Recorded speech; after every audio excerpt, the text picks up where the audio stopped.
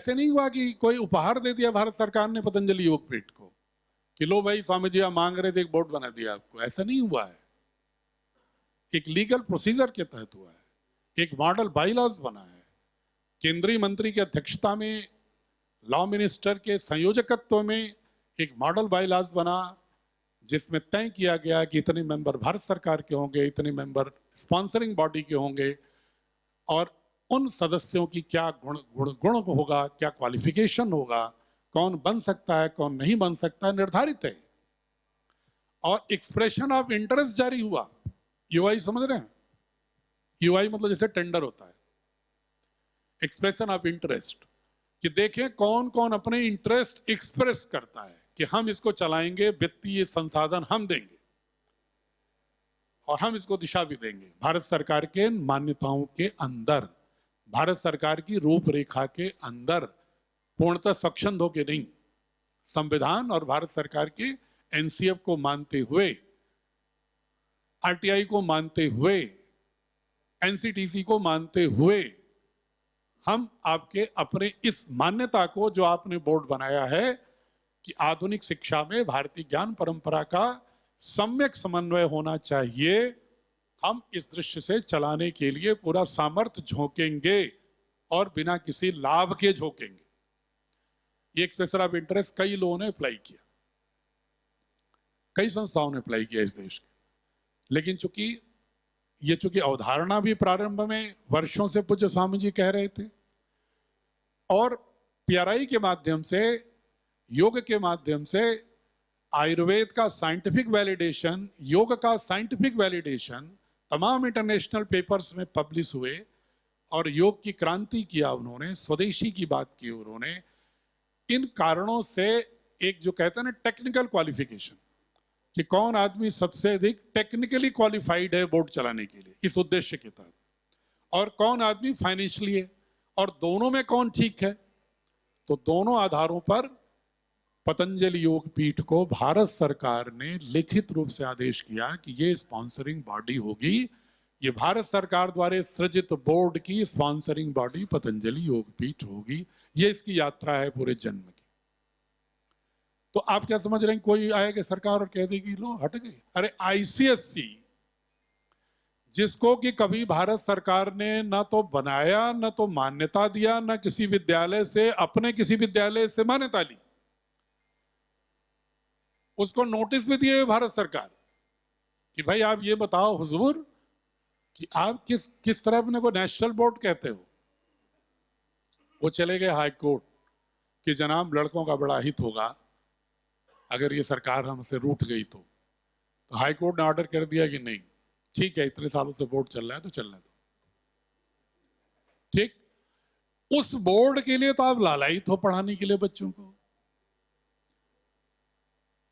मैं किसी धर्म और पंथ के विरोध में कभी नहीं बोलता हूं, कभी भी नहीं बोलता।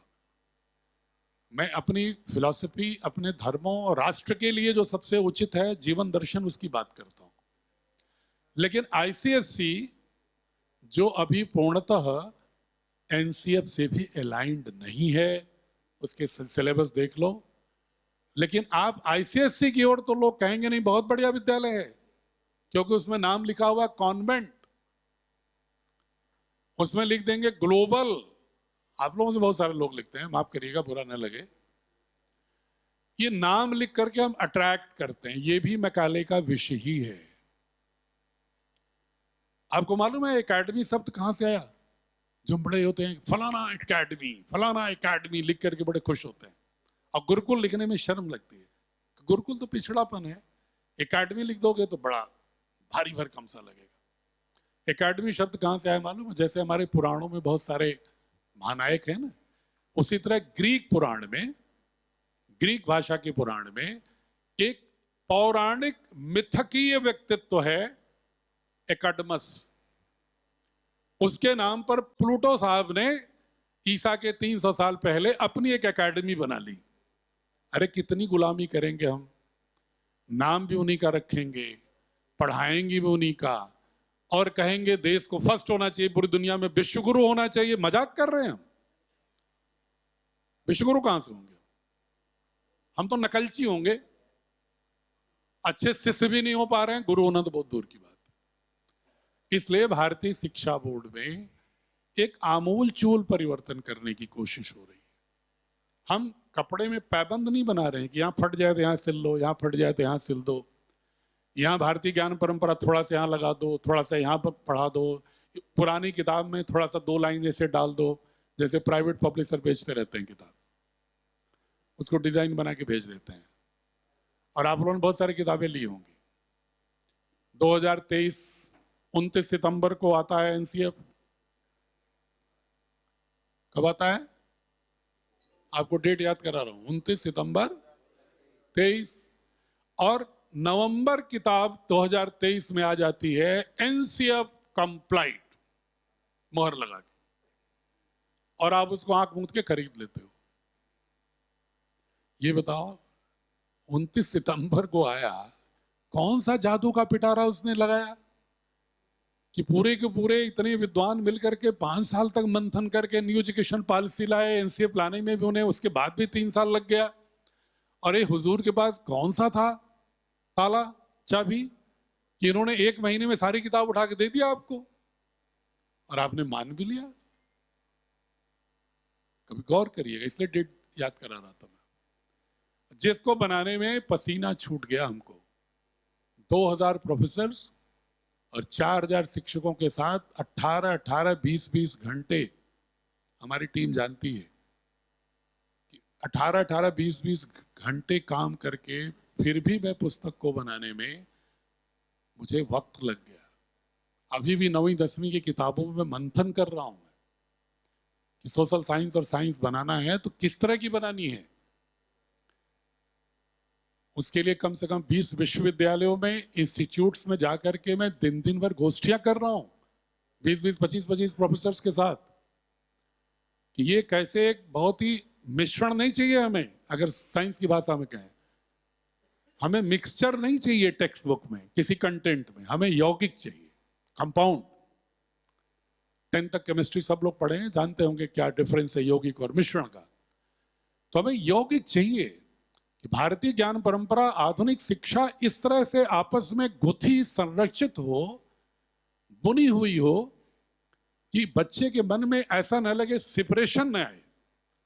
उसको हम आधुनिक सामर्थ्य और ज्ञान परंपरा के आलोक में ऐसा दे दें उसको ज्ञान, एक समर्थ रूप से पूर्ण व्यक्तित्व हो, खंड खंड न हो। रिस्ले, जेम्स मिल, ग्रेयरसन, ऐसे तमाम तथाकथित विषयरे विद्वानों की जो नैरेटिव है उसको खत्म करते हुए 20वीं शताब्दी में और 21वीं शताब्दी की पूर्वार्ध में जो विभिन्न विषयों में तमाम शोध हुए हैं, जो उनके सिद्धांतों को पलट दिए हैं पूरे प्रामाणिकता के साथ, उन सिद्धांतों के साथ ही हम अपनी पुस्तकों को आपके साथ ला रहे हैं ताकि बच्चों के मन में भारत के प्रति गौरव हो, और वो गौरव फर्जी ना हो, तथ्य आधारित हो, वो एविडेंस आधारित। अब जैसे एक छोटा सा उदाहरण दे रहा हूं आपको, हमने कभी इस तरह से नहीं कहा कि ये सब कुछ जो सर्जरी है वो सुश्रुत साहब ने सिखाई। एक वाक्य हम ये कहेंगे तो नया बच्चा जो होगा मेडिकल साइंस का या मेडिकल साइंस के किसी आदमी का बेटा होगा या कोई भी बौद्धिक तार्किक व्यक्ति होगा तो कहेगा कि अरे झूठ बात है, कौन सा एविडेंस है आपके पास। हम लोगों ने तलाशा, आप 6ठी किताब हमारी साइंस की पढ़िएगा, एक चैप्टर उसमें मिलेगा जिसमें नाक की सर्जरी के बारे में। कौशजी नाम का एक बैलगाड़ी चलाने वाला अंग्रेजों की रसद ढोता था, टीपू सुल्तान के साथ युद्ध में नाक कट गई। अब उसको हुआ कैसे, जुड़े, बड़े परेशान हुए सारे अंग्रेज जनरल्स। तो कोई आसपास समझ में नहीं आ रहा था उनके, उन्हें इसको देख सुना ही नहीं था कभी इंग्लैंड में। तो अचानक एक आदमी, अनपढ़ आदमी, उसने कहा कि हमारे गांव का एक कुम्हार है, वो जिसकी नाक कट जाती तो जोड़ देता है। तो उसके पास लेके गए तो उसने जोड़ा, माथे से निकाला स्किन और इसी शेप में यहां ऐसा लगाया और कुछ औषधियों का लोशन बनाया और चिपकाया और कहा आप लेटे रहो और आप 10-15 दिन आप नहीं उठोगे, हम आपका औषधि करते रहेंगे उपचार। और उसकी नाक ठीक हो गई। तो अंग्रेजों को बड़ा आश्चर्य हुआ कि ये कहां से आ गया। अब ये कहानी कैसे मैं मान रहा हूं, कोई ऐसे नहीं कि हियर से में नहीं कि दादा ने कहा नाना ने कहा मान लो मैं। ये छपती है उस समय 1791 में स्टेट्समैन मद्रास मैगजीन और बॉम्बे मैगजीन में, छोटे छोटे अखबार छप रहे थे तो छपती है। और वो बर्किंघम की लाइब्रेरी लंदन में अभी भी सुरक्षित है। और जब ये अंग्रेज अफसरों ने जाकर के ब्रिटेन में बताया कि अरे भाई वहां तो एक अनपढ़ कुम्हार ने जोड़ दिया, तो बोले कैसे जोड़ दिया, तो उन्होंने बताया। तो वहां से डॉक्टर सीपी कार्क्यू, जो पहले सर्जन माने जाते हैं रेनोप्लास्टी के, वो आते हैं मैसूर के पास और यहां उस कुम्हार से पूरी समझते हैं भाषा के परिवर्तन के साथ साथ। और इसके बाद जाकर के पहला प्रयोग करते हैं, 2 लोगों का नाक, कटी हुई नाक पहली जोड़ते हैं वो लंदन में, कार्क्यू साहब।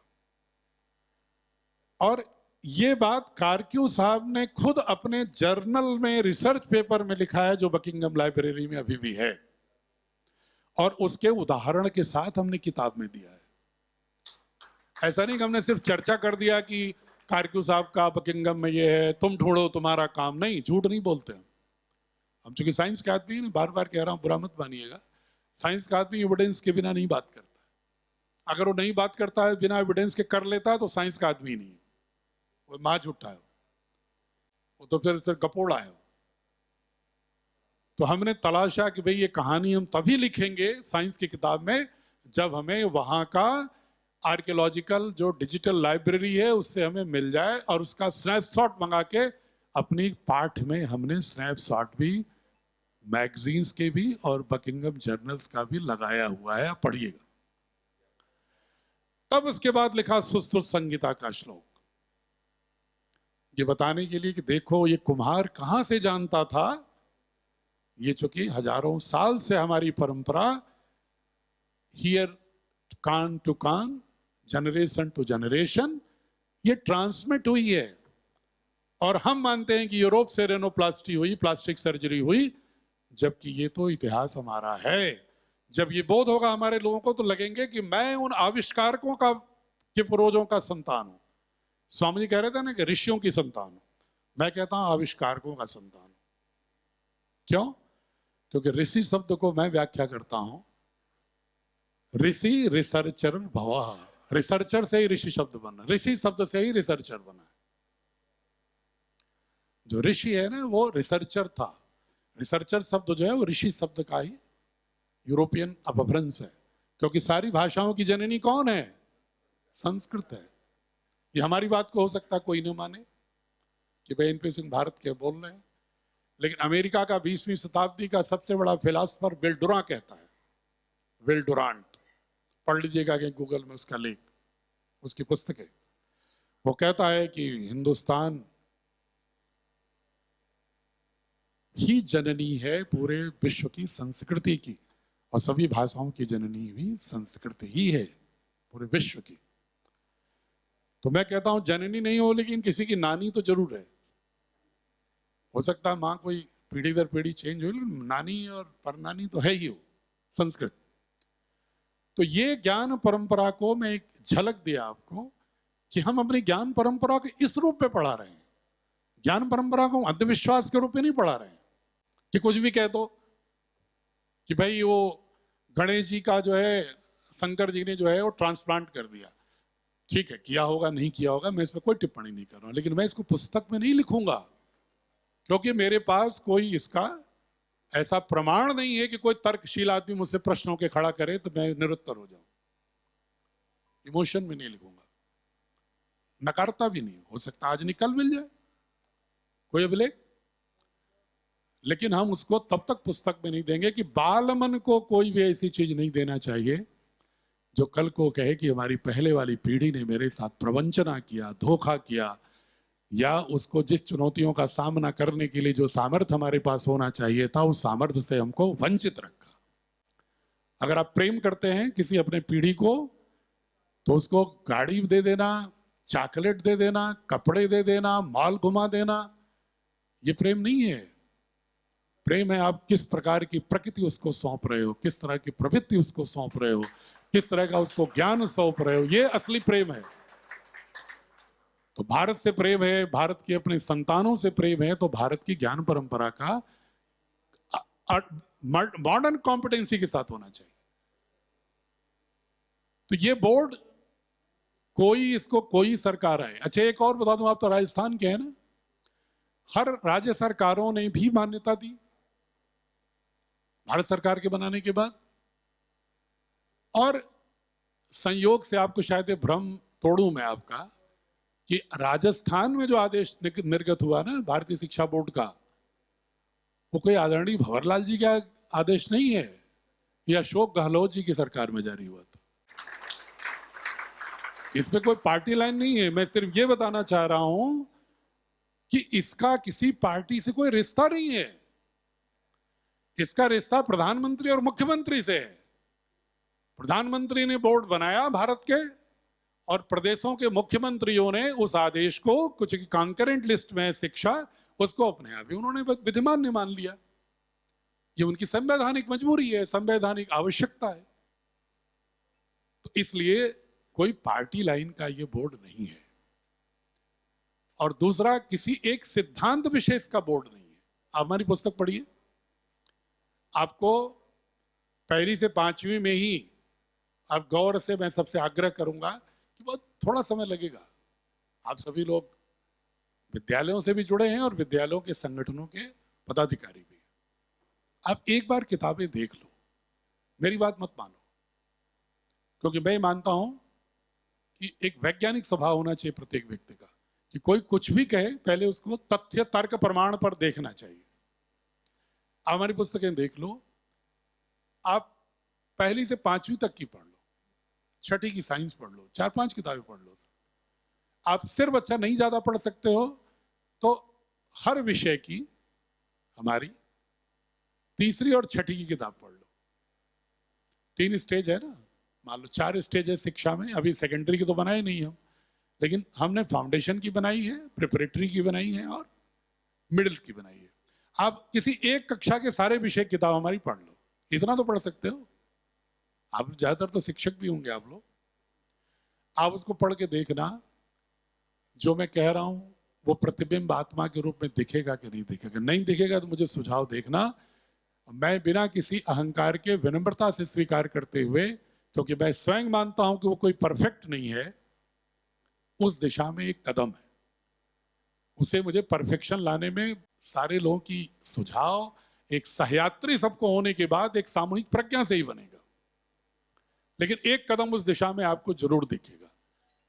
और मैं आपको बताऊं, सबसे क्रिटिकल एक संगठन माना जाता है सांस्कृतिक रूप से, सदगुरु का नाम सुना है? कोयम्बटूर वाले कितने लोगों ने सुना है?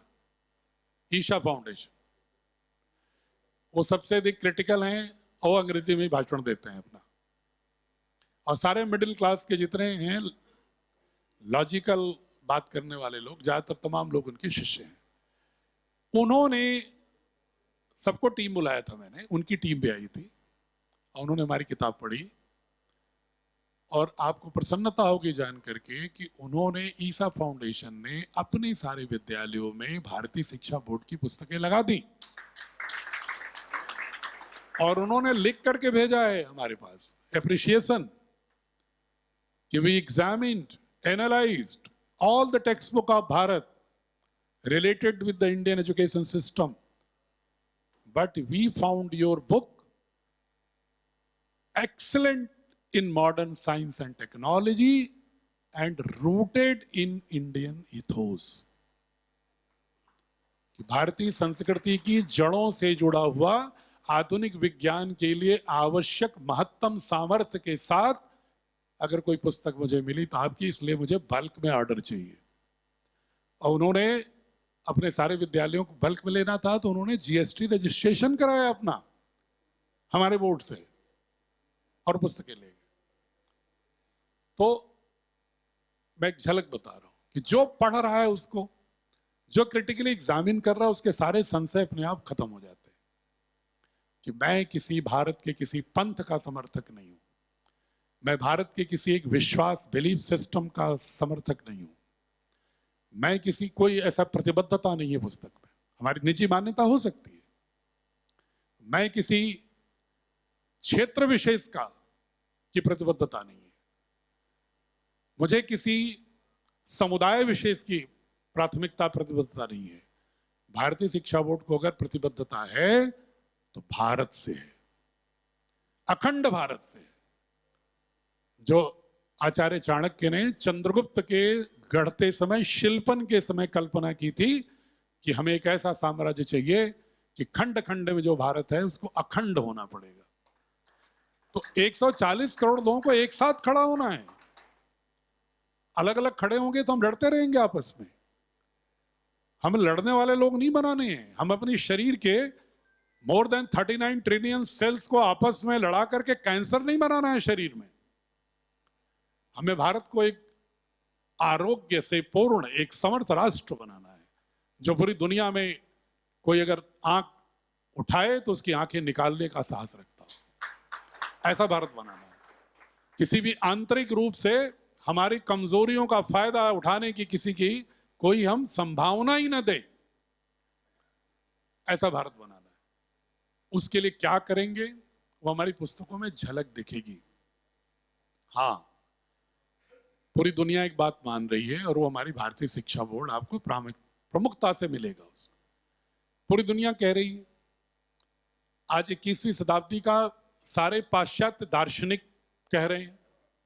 मैं हूं तो फिजिक्स का विद्यार्थी, लेकिन जैसे स्वामी जी संकेत किए थे, मुझे मां सरस्वती ने कृपा दिया, आशीर्वाद दिया कि मैंने भारत की भी सारे दर्शनों को पढ़ा, वेदों को, उपनिषदों को, छह दर्शन को, बुद्धिज्म को, जैनिज्म को, सिखिज्म को, लिंगायत को, संगम लिटरेचर को, ये भी सब कुछ पढ़ने का अवसर मिला, मां सरस्वती ने दिया। नौकरी के साथ साथ ही मेरी रुचि थी, पढ़ता रहा। और पाश्चात्य दर्शन के लगभग 41 दार्शनिकों को थेल से लेकर के सार तक को पढ़ा। कुरान की भी समस्त आयतों के ट्रांसलेशन मीमांसा भी पढ़ा, न्यू टेस्टामेंट भी पढ़ा, कन्फ्यूशियस का दर्शन भी चाइना का पढ़ा और जापान का सिंतोइज्म भी पढ़ा। और सब पढ़ने के बाद मेरी अपनी भी एक साइंटिफिक एनालिसिस है, और जिसको पूरे यूरोप के लोग दावे से अब कहना शुरू कर दिए हैं कि अगर वर्तमान चुनौतियों से पार पाना है, जलवायु परिवर्तन, ढहते ग्लेशियर, उठते तूफान समुद्रों में, अगर इनसे बचना है, आर्थिक विषमता जो क्रूरता के स्तर पर पहुंच गई है कि 1% लोगों के पास 90% संपदाओं पर अधिकार है, लिबरलिज्म और के नाम पर, डेमोक्रेसी के नाम पर, ये जो आतंकवाद है पूंजीवाद का, इसके अगर निजात पाना है तो मनुष्य का विचार किस तरह का होना चाहिए, किस दर्शन से प्रभावित होना चाहिए, पंथ से नहीं, रिलीजन से नहीं, किस दर्शन से प्रभावित होना चाहिए। तो चीख चीख करके सारे पाश्चात्य दार्शनिक भी कह रहे हैं कि उसका एकमात्र अगर कोई आशा का द्वीप, सूरज की किरण दिख रही है सुबह की, तो है भारत का सनातन धर्म। ये उनकी आवाज है। इसलिए इस देश के 140 करोड़ लोगों को भी मैं समझाना चाह रहा हूं कि जो क्रिश्चियनिटी से डोमिनेंट यूरोप है, उसके दार्शनिक भी यही बात कह रहे हैं। जो इस्लामिक उससे प्रभावित है, उनके भी फिलोसोफर्स इस बात को कह रहे हैं। तो हम किसी पूजा पद्धति में किसी से मुझे कोई परहेज नहीं है। जिसको जो प्रेयर करना हो, इबादत करना हो, अर्चना करनी हो, अपने अपने माध्यमों से करे, अपने अपने रास्ते से करे। लेकिन जो मानव को जीवन जीने की जो दृष्टि पूरी वैश्विक होनी चाहिए, उसका गर्भ सनातन धर्म है। इसलिए उसकी प्रतिष्ठा मिलेगी, लेकिन किसी को हर्ट करके नहीं, किसी को अपमानित करके नहीं, किसी को हीन घोषित करके नहीं, बल्कि उनको भी इस रूप में देगी कि अगर वो पढ़ने के बाद उनके बच्चों के मन में भी, बाल मानस में प्रेरणा है कि हम पंथिक चीजों से ऊपर उठकर एक वैश्विक जो दर्शन है, उसके अनुसार जीने का हमारे अंदर संकल्प है। भारतीय शिक्षा बोर्ड का ये लक्ष्य है। इसलिए इसका भी मैं समझता हूं कि मैंने बहुत ही विनम्रता से आपको बताने की कोशिश की कि किसी पंथ पर आधारित नहीं है। अगर विस्तृत सनातन धर्म की व्याख्या करेंगे तो मुझे 2.5 घंटे लगता है, उतना समय न मेरे पास है ना आपके पास। मैंने कुंभ में व्याख्या की है इसकी कि सनातन है क्या, विद्वानों के बीच में।